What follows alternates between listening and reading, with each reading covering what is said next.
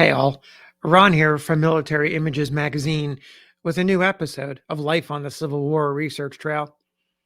Today, I want to take you to a dusty road outside of Gettysburg, Pennsylvania on a September day in 1863.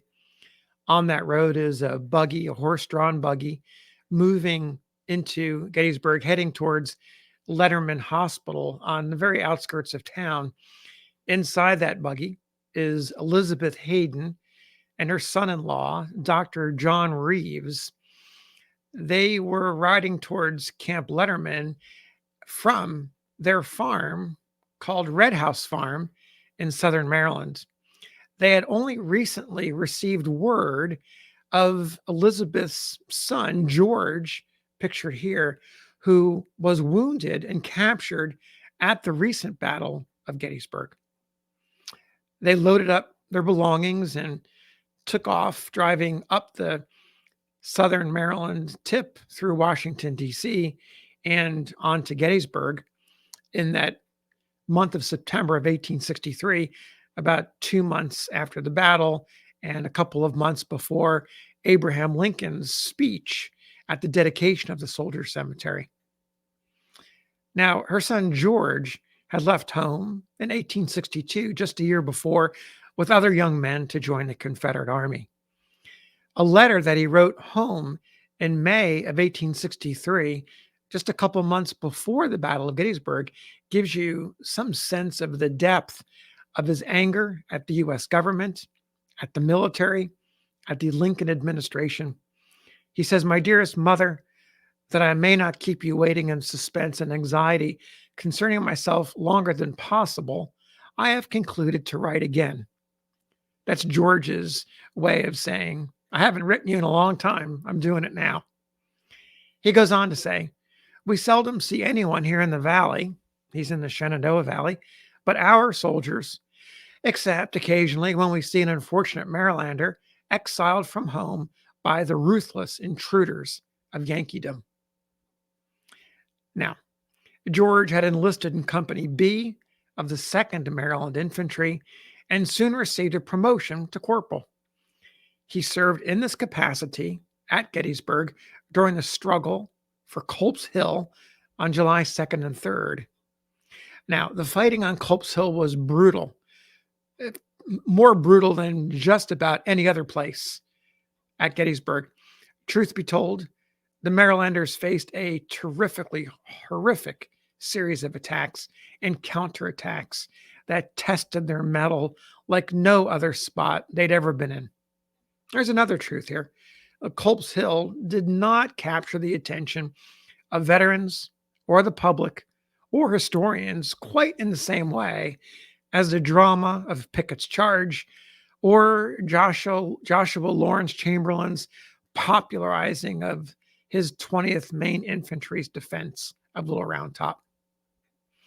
There is, however, one man who did pay tribute to the 2nd Maryland and their fighting qualities at Culp's Hill, and that's First Lieutenant Randolph Harrison McKim of Baltimore, the staff officer to another Marylander, General George H. Stewart in the Army of Northern Virginia.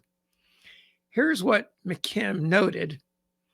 He writes, quote, "I would like here to pay a tribute to the splendid fortitude of the 2nd Maryland Regiment on Culp's Hill on July 3rd, and I refer not so much to that last magnificent charge in which that regiment was conspicuous above others, but to the steadiness with which the brigade obeyed the order to evacuate the entrenchments and retire to the foot of the hill. As I have said elsewhere, to rush forward in the fire and fury of battle does not test the soldier's mettle as it does to retreat under such circumstances in good order. And I point to that column after that night and day of battle, after their terrible losses, after that fatal repulse in the bayonet charge, their nerves shaken by all that they had endured. I point to it marching steadily down that hill of death, while the heroic Captain George Williamson and another staff officer with drawn swords walked backward, face to the enemy, to steady them, never breaking into a run, never losing their order. And I say, then and there were the supreme exhibition of their soldierly qualities. Quite a tribute to the 2nd Maryland, and an interesting way to do that by talking about how they withdrew after a successful charge and then being overwhelmed by Union forces. Now, back to Corporal Hayden, George. He was part of that action, as I mentioned, at Culp's Hill on July 2nd and 3rd. At some point, he suffered a gunshot wound to his left knee and fell into enemy hands. He was taken to a field hospital where U.S. Army surgeons amputated his leg at the thigh. At some point after that, as the field hospitals and houses that had converted into field hospitals and farms all around the area, they were gradually being consolidated and moved to Camp Letterman. And he goes to Camp Letterman on August 5th as part of that larger consolidation of the field hospitals that dotted the battlefield. That's August 5th.